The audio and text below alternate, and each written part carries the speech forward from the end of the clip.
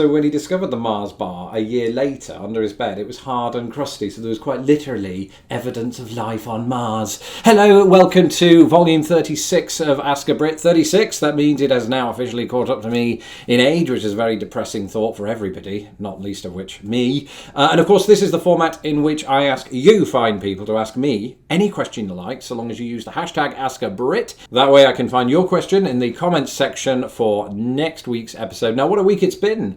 Tara and I have been spending the week watching the Up series, you know, the 7 Up series that started in the 60s, charting the lives of these children, and they go back to them every 7 years and make a new documentary about them to see where they are. And it's very interesting, looks at things like social class, religion, and just general upbringing and that. God, that was hard. I needed to breathe as I spoke that. So I advise checking that series out. It's very good. But we're going to get underway then today. And the first question today comes from Lisa. And Lisa asks, how often did you have appreciable snowfalls in Grimsby?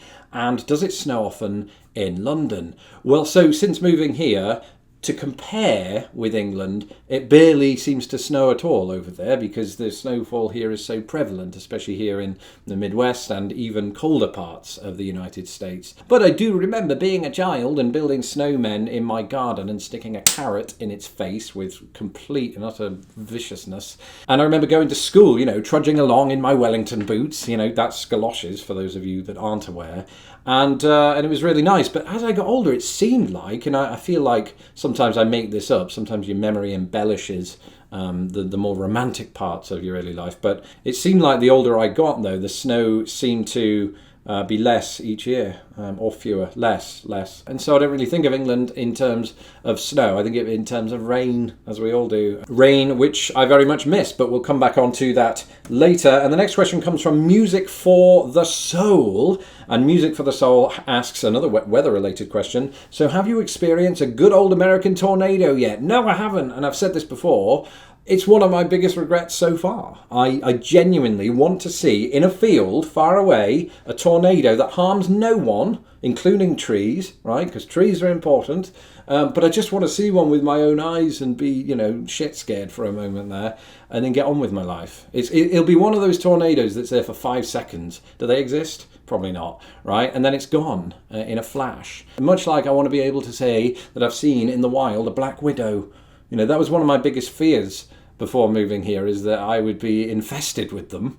And I've not seen one except at Indianapolis Zoo. That doesn't count. It's behind some plexiglass and it doesn't harm you. I even tried to see if it would come near. I put my finger up against the plexiglass and it moved just a little bit and I ran for the hills. There aren't any hills in Indiana, so that's a lie, firstly. But it was quite terrifying. So no, sadly, Music for the Soul, I have not encountered a tornado yet. I'm probably unlikely to in Chicago, although they have had them on occasion. Debbie C, will you and your wifey move back to England? Well, that's the question of the day, isn't it? It's a question we often ask ourselves. Should we do it? Should we not do it? I don't know. I'm happy here in Chicago, but we've often talked about, you know, retirement in the Lake District, which is not that far off now that I think about it. I'm over halfway toward retirement. And aside from that, you know, we might move back before then. We might decide that York really is the city for us. But at the minute, I'm happy. I've got a good job. I've got a good place to live. And I've got 2 cats that really like living in Chicago.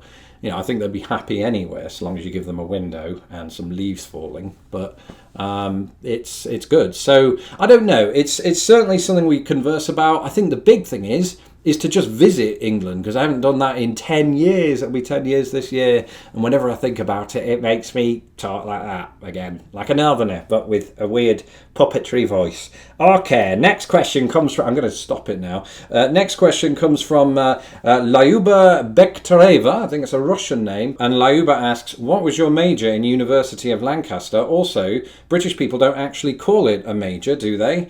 So to answer the first question, my major was in English language and creative writing. It was like a combination pack. Essentially, it's one of those degrees you do that gets you no jobs. And somehow I ended up getting a job with it. So that's good, isn't it, everybody? Ladies and gentlemen, boys and girls. And it was an interesting degree. I think the creative writing aspect of it was a little nerve-wracking because you submit, you know, your written pieces each week and then you sit in a room of really sort of serious people who then critique your work. I think I was the only one in there that didn't take it all that serious, so in a way I stood out in a bad way, perhaps, I don't know. Maybe they've forgotten me already. And as to whether we call it a major in the UK, yeah, you're right. I didn't really call it that. I didn't major in something. You know, I think if you were being really posh and pretentious as an English person, you might say, I read English at Oxford. You know, I'm not saying all Oxford people are pretentious. I'm just saying that's the posh way of saying it. Or I got a degree. I got a degree in English. You know, we really like to lengthen out our sentences. And the next questions, there's like a group of questions here that sort of pertain to potential future videos that I might do. And the first of those comes from Brooke. And Brooke asks, can we have a wedding anniversary special where you include the wife? Yes, I think we are working on that. For anybody that's not in the know, this February marks our 10-year anniversary, married in 2008. And as you also may know, wifey, Tara, that's her name, appeared on the show with me quite recently in a sustained appearance. And we want this to be, you know, a consistent thing going forward, or at least I do.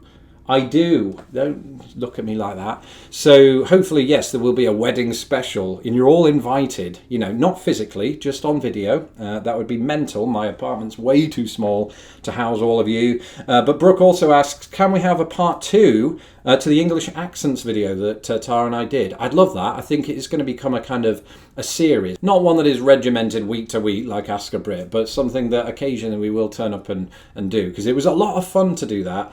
And the second sort of question along these lines comes from Mandy Searle. And Mandy asks, wondering if you and your wife could compare the differences between the American and British education system. I think that'd be a terrific video for down the line because, well, Tara's a teacher and I grew up in England and was raised in the British education system. I've also worked in education myself here in this country a little bit. So I'd be able to definitely have that conversation. It'd be fun and a little serious at times. So yeah, I'm all about that. And if you have any other suggestions for videos, put them in here and I'll see if we can discuss those next week. And the next question comes from Brony Plays One. I suspect that is a reference to the My Little Pony fandom. And Brony Plays One asks, what do British people think of American cartoons and Japanese anime? That's a very good question. So I grew up on some American cartoons like The Simpsons, later, you know, South Park, Family Guy, all of that stuff.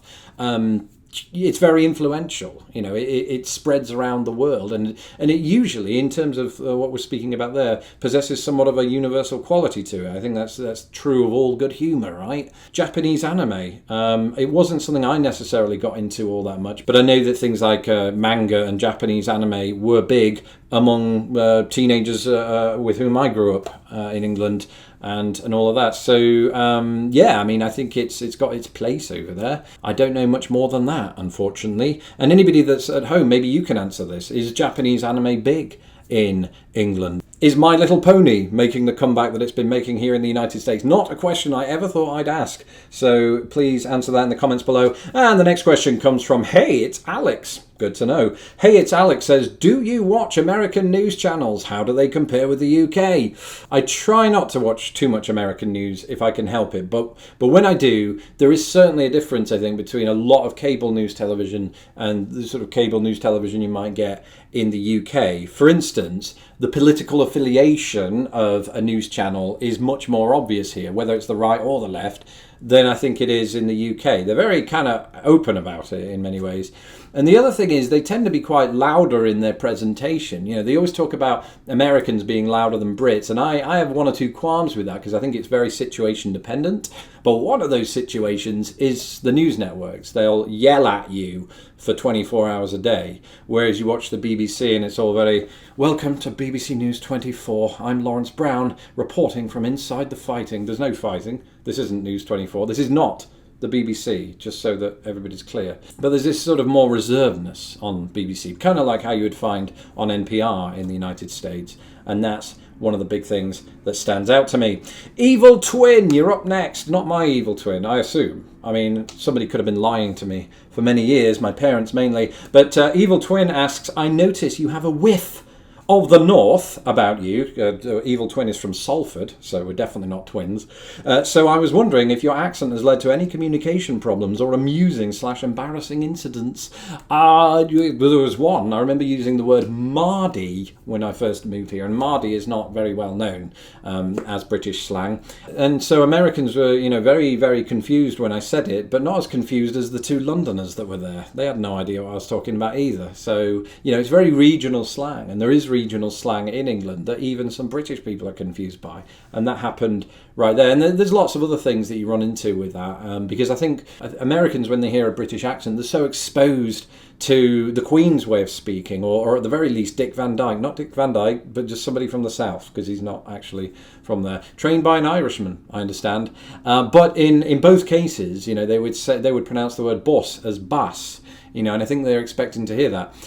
I don't do it. I say boss. So sometimes they might ask me to repeat what I've said to make sure that we are on the same page. Often we're not. And then we go through that palaver. And then I have to explain the word palaver. And then it's all manner of craziness, evil twin. So thank you for that question all the way from Salford. I don't know what they'd make of your accent. And the final question today comes from Judy Reyes. And Judy asks, what do you miss most about living in England? Judy, between me and you and everyone who's watching, I miss lots of things. I miss strong Mancunian accents. I miss Manchester. I miss the North in general, really, because I'm from there. I miss British weather. The rain, I spoke about it earlier on. I love the drizzle coming down. I mean, I didn't at the time, but since being away from it, I do miss it. And I miss, drizzly puddles and the smell of drizzly puddles and just the smell of wet people. I don't know what that meant.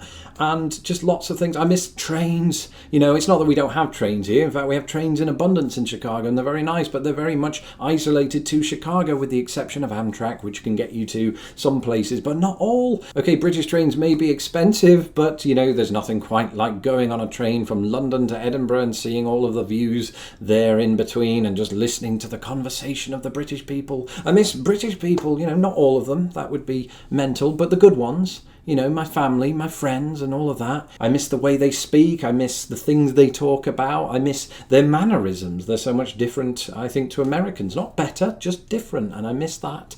I miss football. I miss television. I miss walks down by the British coast. I miss the 99 flake, but then it sounds like everybody's missing it because it's on the wane. I miss autumn leaves in England.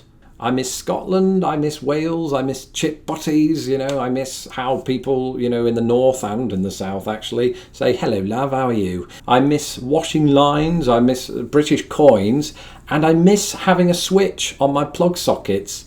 But I love living in Chicago, so just to get that out there. That's it for this episode of Ask a Brit. Thank you for joining me, and join me also for volume 37 next week. And in order to have your question possibly answered on that very episode, keep your questions coming with the hashtag Ask a Brit. And follow me on Twitter at LostInThePondUS. You can also follow me on Instagram and Facebook. And of course, don't forget, you can go to my website at lostinthepond.com. Until next week, cheerio.